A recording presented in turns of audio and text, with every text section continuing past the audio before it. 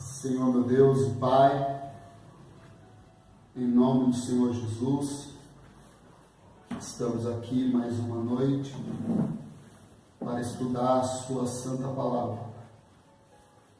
Sabemos que nós não somos nada, somos totalmente dependentes de Ti. Se há um santo aqui neste lugar, esse é o Senhor. Nós somos meros pecadores que carecemos da Tua graça e da Tua infinita misericórdia. A Tua palavra é o sustento para nossas almas. Que nesse momento nós venha se banquetear com versículos e palavras que foi inspirada pelo Teu Espírito. Que o Senhor possa abençoar a vida de Fernando, Silvana, Rebeca, Larissa, Ana Júlia. Abençoe também a minha vida, Senhor, a vida do Sandro que não pôde comparecer. Que o Senhor possa estar dando graça a cada um de nós.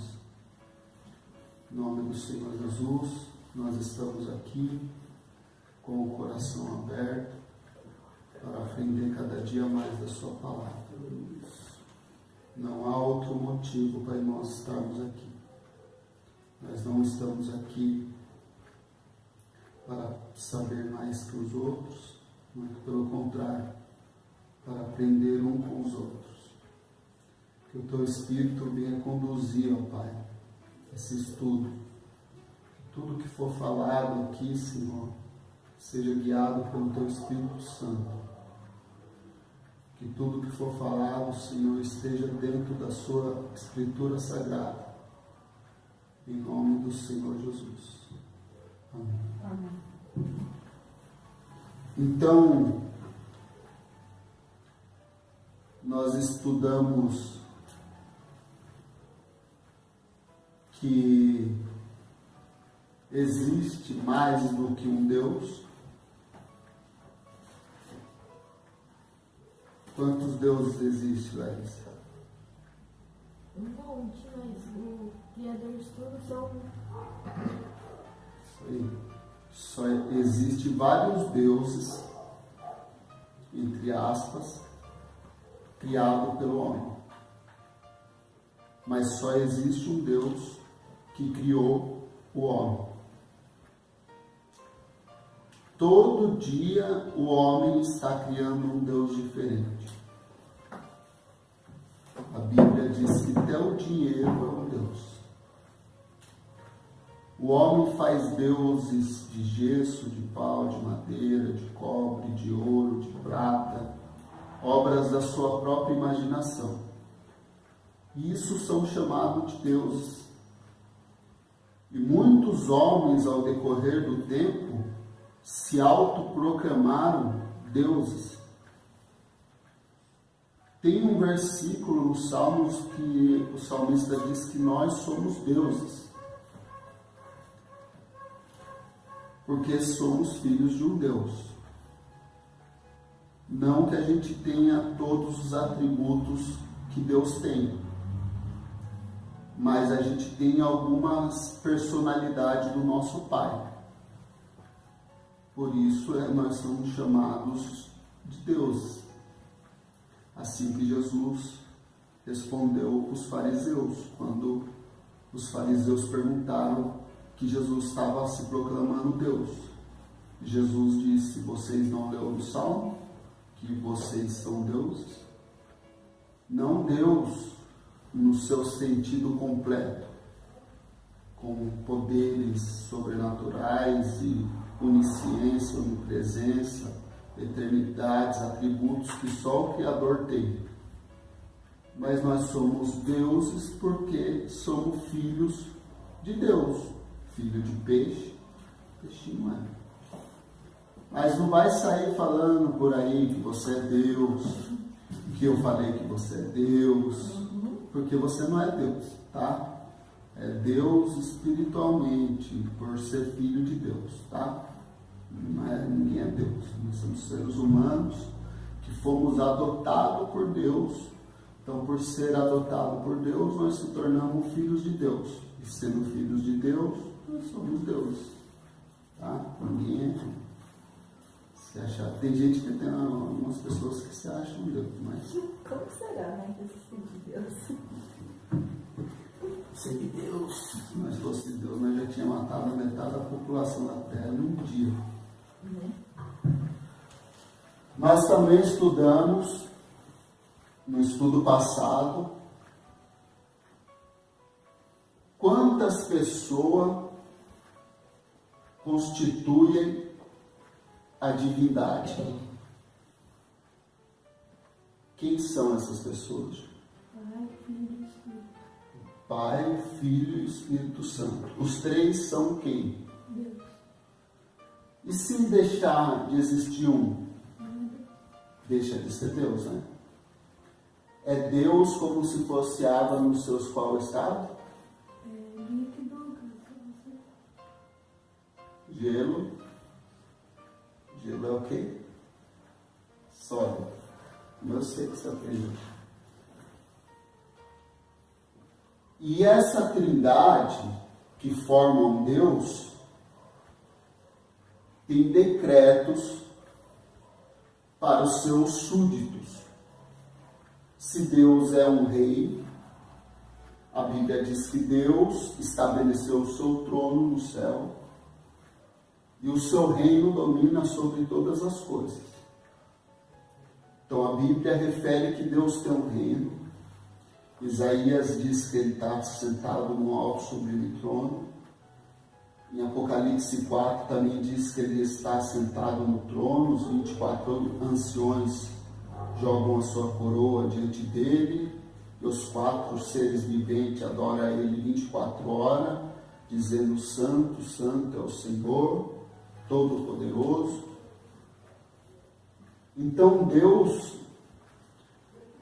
sempre foi rei. Israel, antes do rei Saul, não existia rei. Até o livro de Juízes, não havia rei para Israel. Porque o único rei de Israel era o próprio Deus. E Deus mandava os seus decretos através dos seus profetas. Como nós lemos no estudo passado, no livro de Hebreus, capítulo 1, versículo 1, 2, que nos tempos antigos Deus falou de muitas formas pelos seus profetas, mas agora nos últimos dias ele tem falado por intermédio do seu Filho, que constituiu o herdeiro e criador de todas as coisas.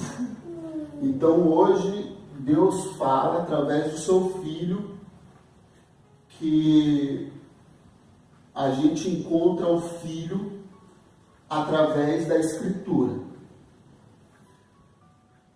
Não tem outra maneira de nós conhecermos o Filho senão através da Escritura.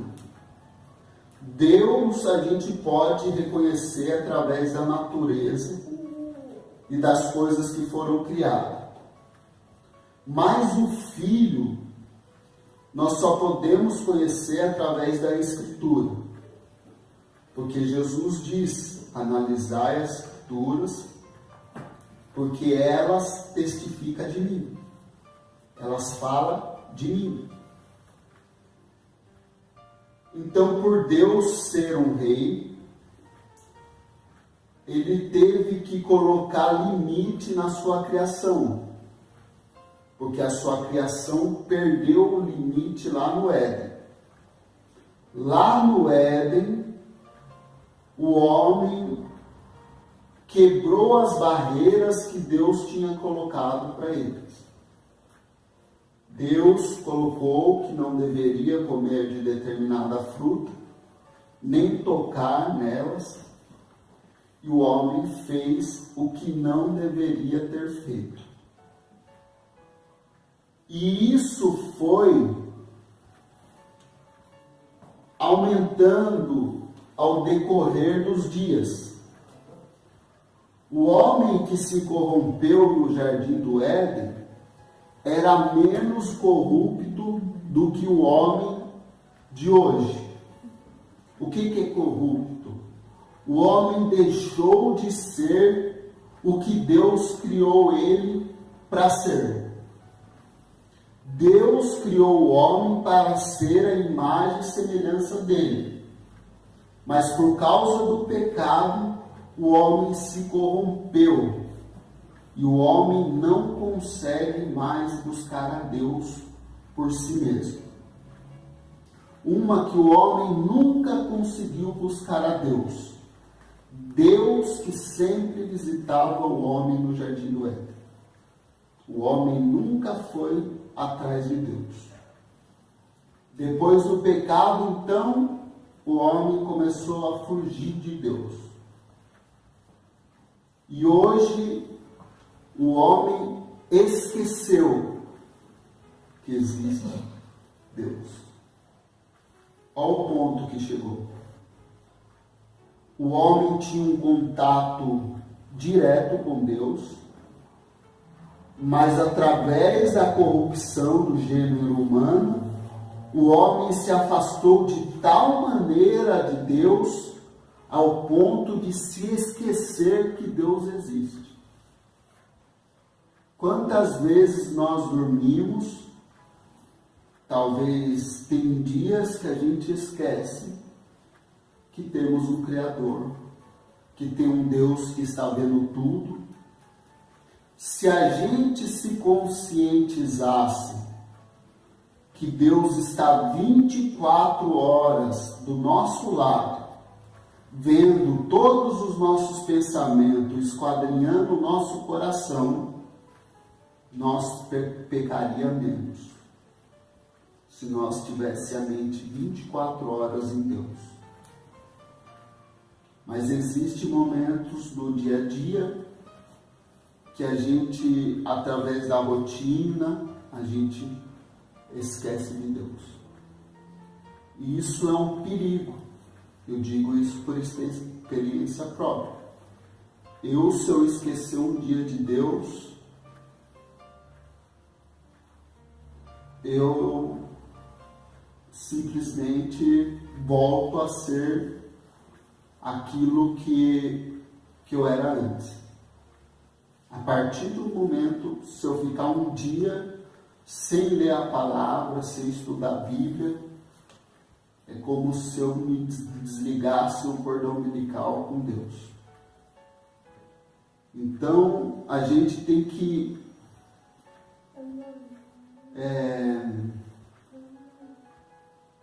como diz o salmista, meditar na palavra dia e noite, para a gente ser como uma árvore plantada junto a um ribeiro de águas, cujas folhas não caem, e tudo que a gente fizer prosperará. Para que a nossa casa não caia, nós temos que firmar a nossa casa na rocha, que é a palavra de Deus, para que quando venha a tempestade, o vento forte, combater contra a nossa casa, que é a nossa vida, essa casa se refere à nossa vida, a nossa casa não venha abaixo.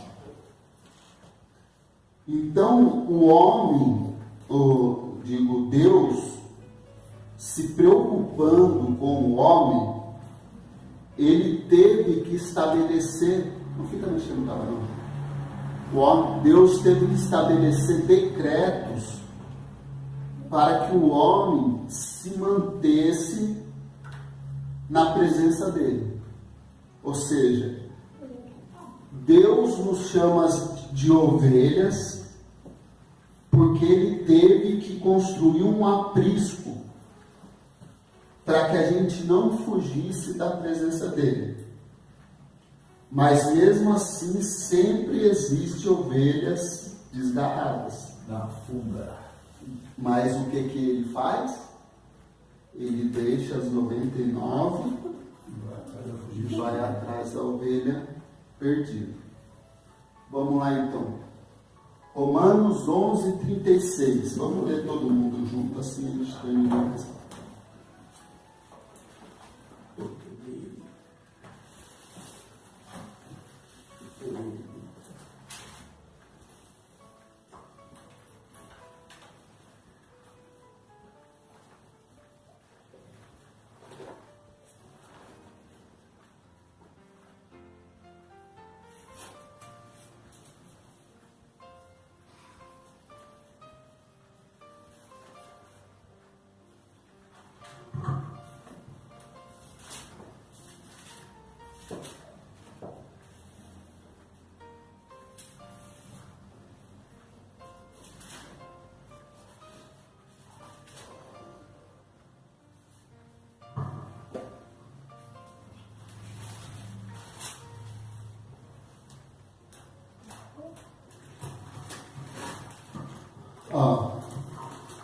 Então existe um Deus Criador, que é composto de 3 deuses,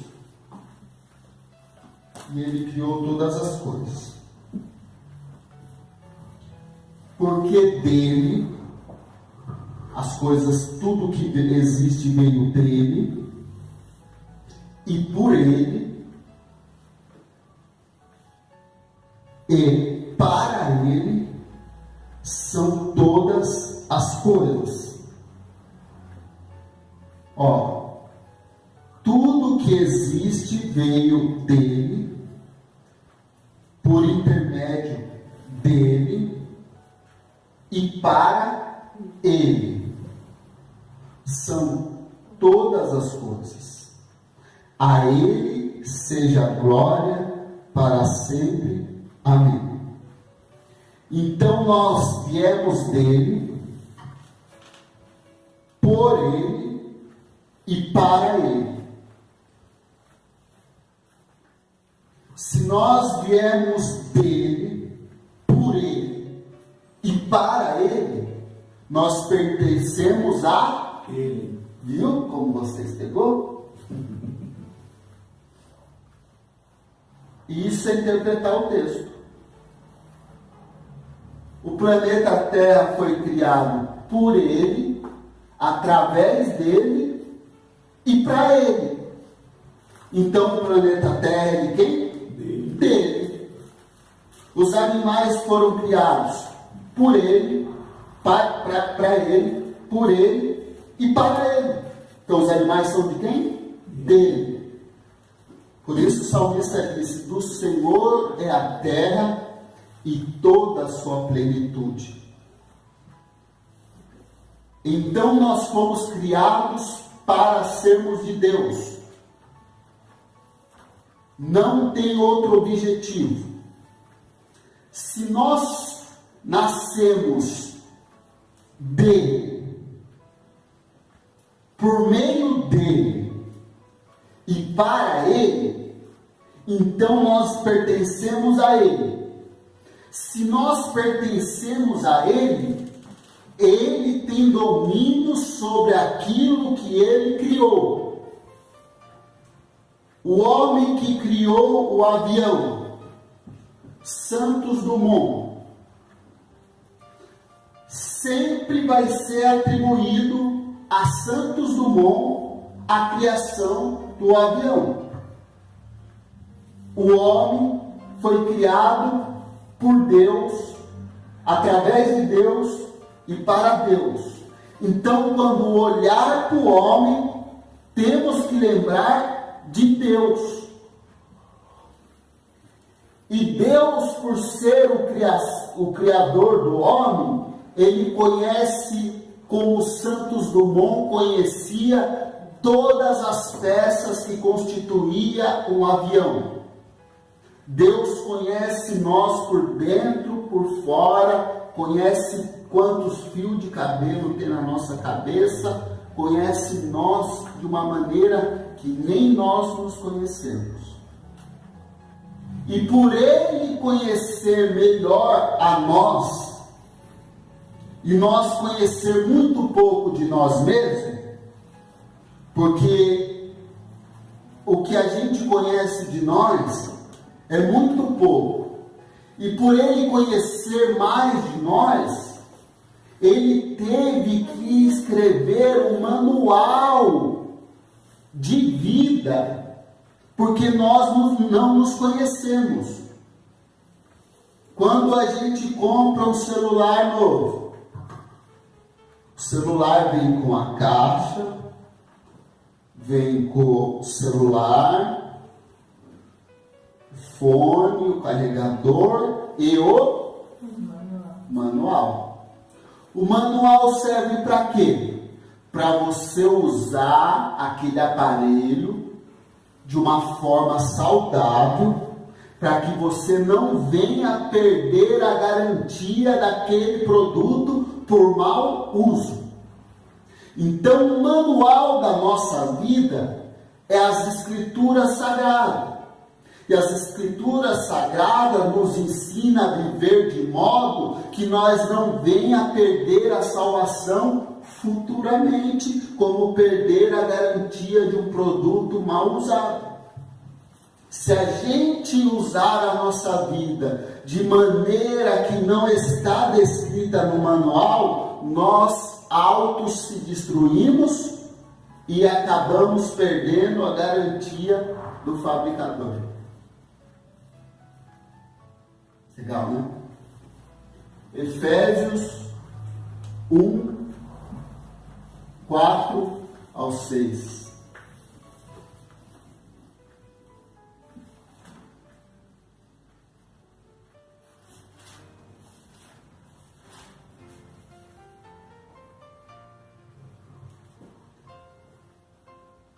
Como nos escolheu nele antes da fundação do mundo, para que fôssemos santos e sem culpa diante dele em amor, e nos predestinou para filhos de adoção, ou seja, fomos adotados por Cristo, por si mesmo, segundo o beneplácito da sua vontade, para louvor da sua graça, pelo qual nos fez aceitáveis a si no amado.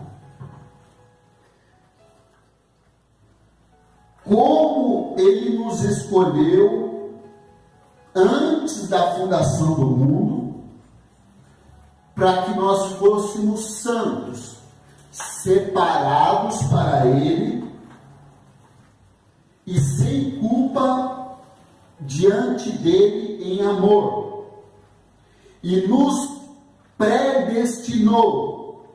Quando nós nascemos quase filhos de Deus, porque nós já nascemos em pecado, e aquele que está em pecado automaticamente são filhos da ira. Quem diz que uma criança não tem pecado é mentira, porque nós nascemos com o pecado, mas a criança ela não vai ser julgada pelo pecado que está dentro dela. Ela vai ser julgada pela inocência, porque ela não soube ainda que ela tinha uma capacidade de pecar. Através dos 12 anos de idade, o ser humano já consegue discernir o pecado, porque a lei de Deus está escrito no coração de todo ser humano, mesmo sem conhecer a palavra. Todo ser humano sabe que matar é errado, mesmo sem ler a Bíblia, que roubar é errado, sem ler a Bíblia, que bater em alguém é errado, mesmo sem ler a Bíblia, mas mesmo assim o faz. Versículo 7. Não, é 11, né?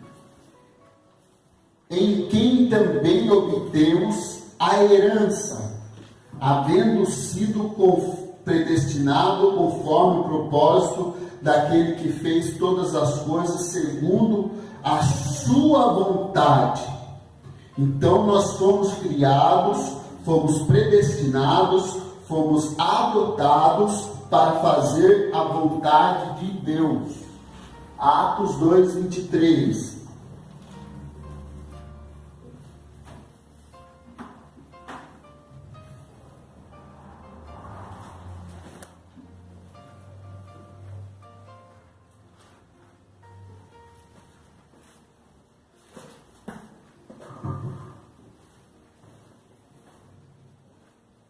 A pregação de Pedro no dia de Pentecoste. Ele disse: homens de Israel, ouve estas palavras. Jesus de Nazaré, homem aprovado por Deus, entre vós com milagres e maravilhas e sinais que Deus fez por meio de vós, no meio de vós, como também vós sabeis. Então Jesus, Deus criou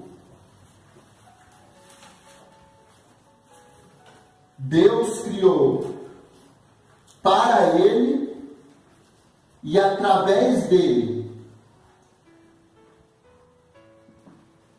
No primeiro capítulo de João diz que no princípio era o verbo estava com Deus, o verbo era Deus. Quem que é o verbo? Jesus. Todas as coisas foram feitas por meio de Jesus. Deus, através de Jesus, criou todas as coisas, como se fosse Jesus o agente executor da vontade de Deus, como ele executou o plano da salvação. João 21:19.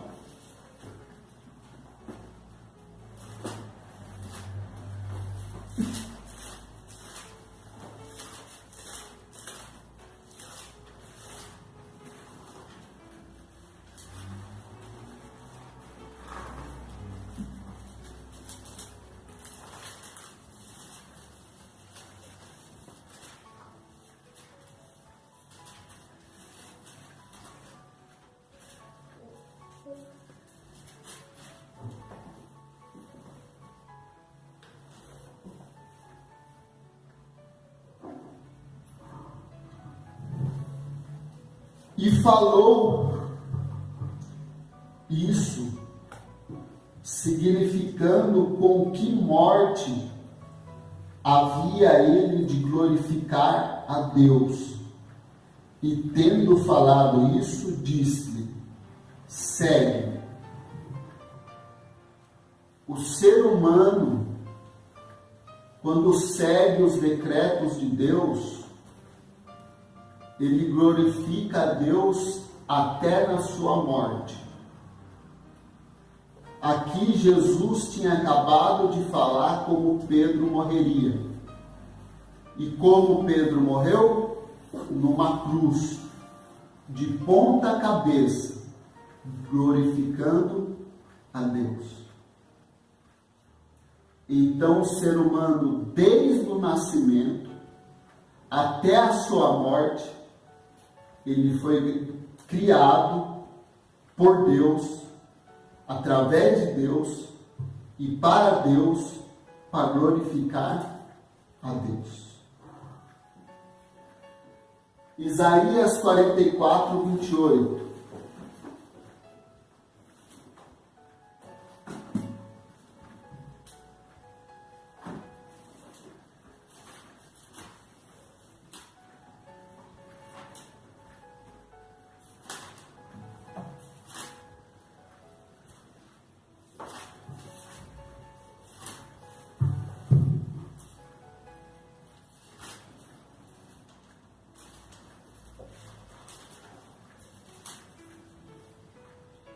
Que diz de Ciro: ele é o meu pastor e realizará toda a minha vontade, precisamente dizendo a Jerusalém: tu serás edificada, e para o templo o teu alicerce será posto. Deus é o nosso, e ame o nosso próximo como a nós mesmos. Porque se nós dissermos que amamos a Deus e odiamos o nosso próximo, nós mentimos para nós mesmos, e a verdade de Deus não está em nós. Então aquele que diz que ama a Deus, mas odeia o seu inimigo, não é filho de Deus. Porque Deus diz: se o teu inimigo tiver fome, dá-lhe de comer. Se seu inimigo tiver sede, dá-lhe de beber. Desse modo você ajuntará brasas vivas sobre a sua cabeça. Não pague o mal com o mal, mas pague o mal com o bem. Qual é o método? Qual é a receita? Qual é a maneira de nós mostrarmos que amamos a Deus? É lendo a Bíblia? É indo para a igreja? É fazendo o quê? É praticar a palavra, né? Praticar a palavra. O que parte da palavra que eu tenho que praticar? Todos os mandamentos. Qual deles?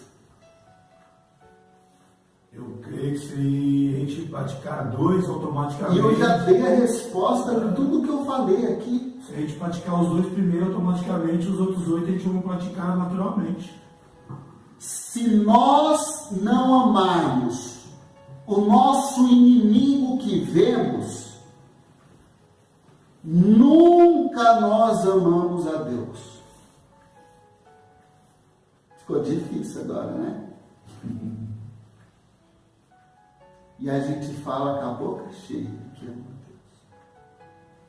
Mas todo dia nós temos desejo que alguém morra. Eu não tenho, não. Tem sim, tem. Lá no pensamento tem. A Ismênia. Quantos desejos você teve que ela morresse? Nenhum, de morrer não. Mas que era de bater nela. Já muito. Estrangular ela. A intenção de bater em alguém é para quê? Para machucar a pessoa. Para liberar a ira.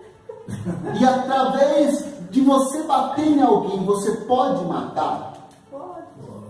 Então, quando você pensa em bater em alguém, você está com intenção de matar, porque você não está ligando para as consequências da sua porrada. Eu não ia matar. Não. Pronto, está aqui só. E se você dá um tapa e ela cair de cabeça numa pedra e morrer? Não. Quem que matou? Eu estou fazendo suposição. Eu não mataria. O Bill deu um chute numa mulher, a mulher caiu de quina na cabeça e morreu.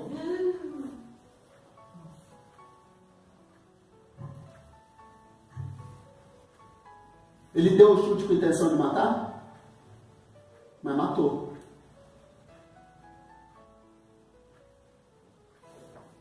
Alguém faz uma medicação errada no paciente. Ele fez com a intenção de matar? Mas matou. Ele fez isso agora? Não, faz um tempo. Faz tempo que eu vejo ele. Gente morre com uma porrada. Lógico que não. Dependendo de pegar. Às vezes nem pela porrada por si, pela queda.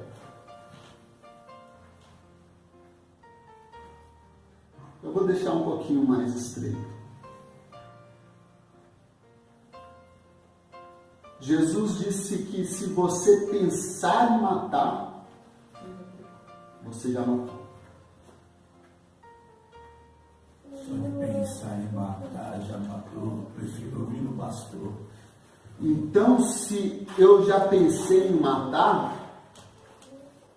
quantas pessoas eu já matei?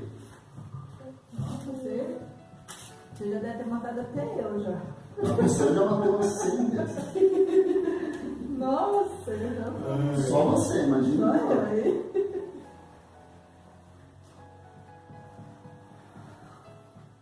E aí, Fernando? Ultimamente eu não tenho tido esses pensamentos, né? Não, de matar eu nunca tive pensar em matar uma pessoa. Mas e bater? Me bater já. Não é você não pensa em bater. Quando a gente pensa em bater para machucar. Não. E a gente pode machucar muito. Verdade. Quando você dá o primeiro murro, você fica cego. Eu, pelo menos, fico cego. Depois vejo a cagada.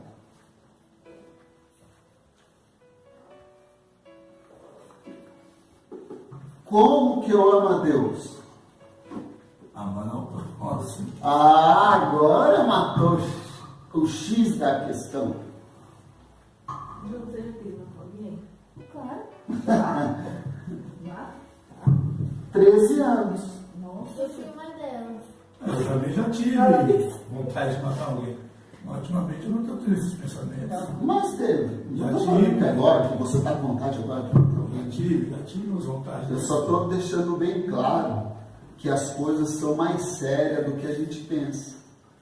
E amar a Deus não é apenas se dedicar à palavra dele, orar, cantar para ele. O único método, a única receita de nós mostrarmos que amamos a Deus é amando o próximo. Não tem outro jeito. Então, se eu vou para o céu, qual é a maior demonstração de amor com o próximo? Levar ele comigo. Ai, meu Deus, você vai viver junto comigo, meu Deus. E como que eu levo uma pessoa comigo? Apresentando Deus para ele. Através do quê? Da palavra. Agora ficou mais simples, né? Então, através da pregação, a gente mostra o amor pelo próximo. Porque nós recebemos um presente tão grande, que é a salvação, e queremos que essas pessoas sejam salvas da mesma maneira que nós vamos ser salvos. Isso que é interessante. Sinceramente, se eu não quisesse encontrar nenhum de vocês no céu, eu não estaria perdendo meu tempo aqui falando com vocês. Estaria assistindo, jogando videogame, hotel, por aí para a rua. Se eu não quisesse. Você acha que todo dia eu estou com vontade de estar aqui? Não. Mas é uma obrigação. Eu estou aqui para quê? Para glorificar a Deus, tentando mostrar um caminho que eu encontrei, que é o caminho que é Jesus. Porque as igrejas não estão mostrando o caminho. A igreja mostra muitos caminhos, mas não mostra o caminho verdadeiro, que é amar o próximo. Porque na igreja você vê que ninguém ama ninguém. E vive cantando que ama a Deus. Triste, né? Lindo, lindo, lindo, lindo. Glória, glória, glória. Que glória que você dá para Deus. Fofocando, falando mal do irmão, pensando mal do irmão, apontando o pecado do irmão, como se fosse juiz. Nós glorificamos a Deus.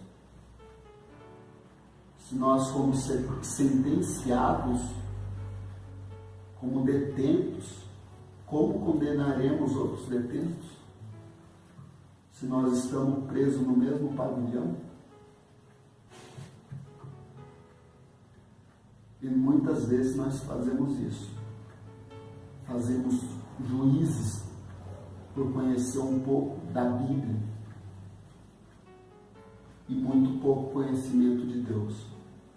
Porque quando a gente passa a conhecer a Deus, a gente passa a julgar menos as pessoas.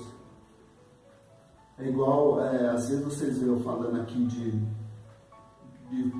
de falsos profetas, falsos pastores. Eu não sou contra a pessoa. Sou contra o que ele ensina. Sou contra o que é falado. Eu desejaria que ele pregasse a salvação.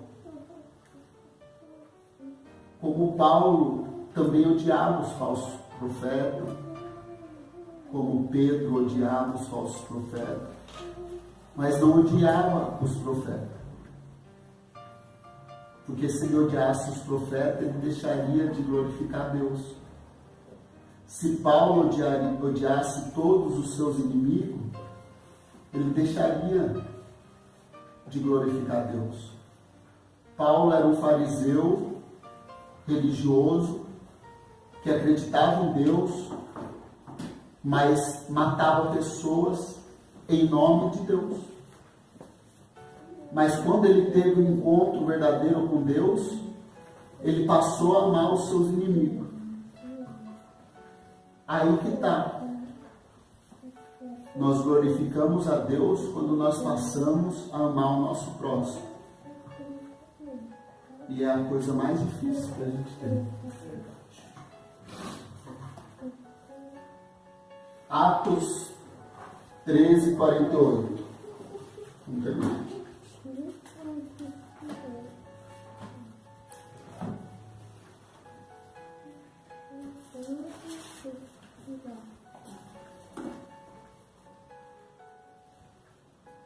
E os gentios, ouvindo isto, se alegraram e glorificaram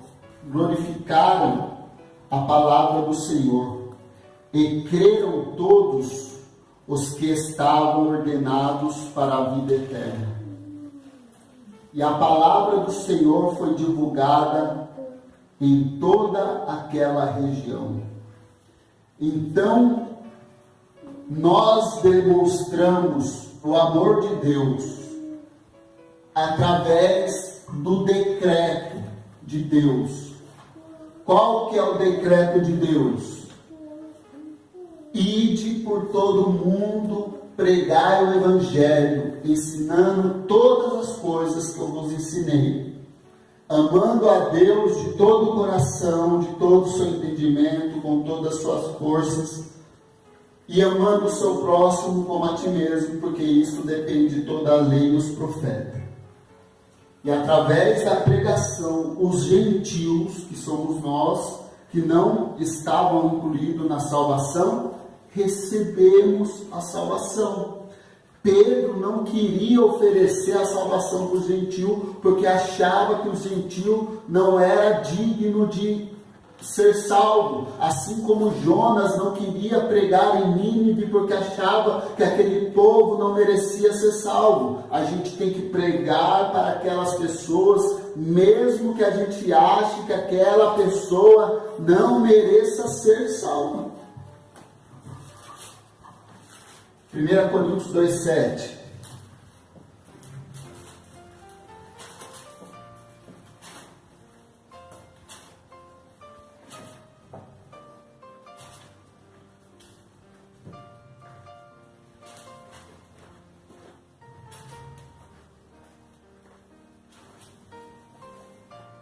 Diz assim: mas nós falamos a sabedoria de Deus em um mistério, mesmo sabedoria escondida, o qual Deus ordenou antes do mundo, para nossa glória.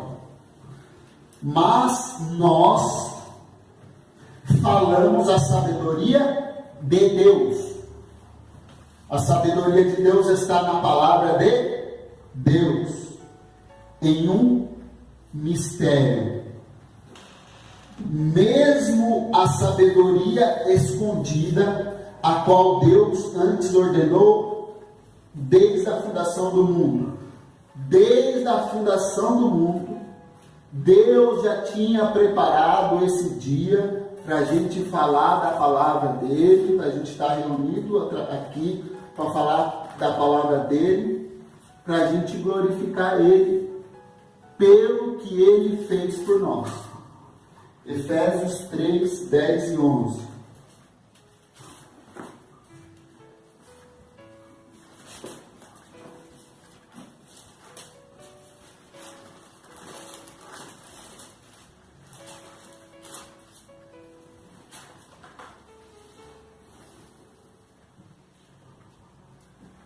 Para que agora os principados e potestades nos lugares celestiais possa conhecer pela igreja a multiforme sabedoria de Deus, segundo o seu eterno propósito, que fez em Cristo Jesus, nosso Senhor.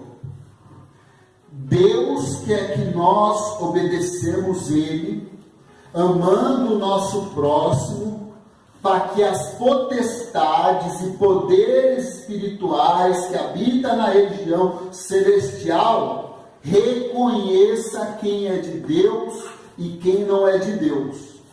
O inimigo saber quem ele pode tocar, porque o inimigo não conhece a nossa mente, mas ele pode ver as nossas atitudes. Se ele vê que as nossas atitudes é a atitude de um cristão genuíno, ele sabe que a gente é de Cristo, e o que é de Cristo, o inimigo não toca.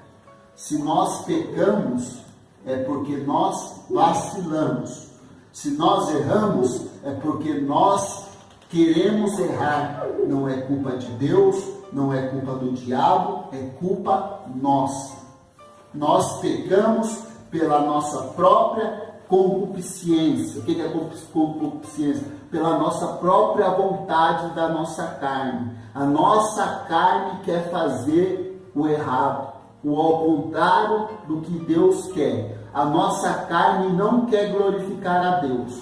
Por isso que Jesus disse: vigiai e orai, porque o Espírito está pronto para glorificar a Deus, mas a carne é fraca. Vamos orar? Senhor, meu Deus e Pai, obrigado, Senhor Jesus, por mais um dia na Tua presença.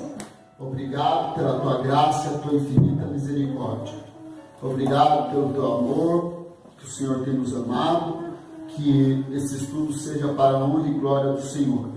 Nos ensine a amar o nosso próximo como a nós mesmos, para que a gente possa demonstrar que amamos o Senhor acima de tudo. É o que eu te peço em nome de Jesus. Amém.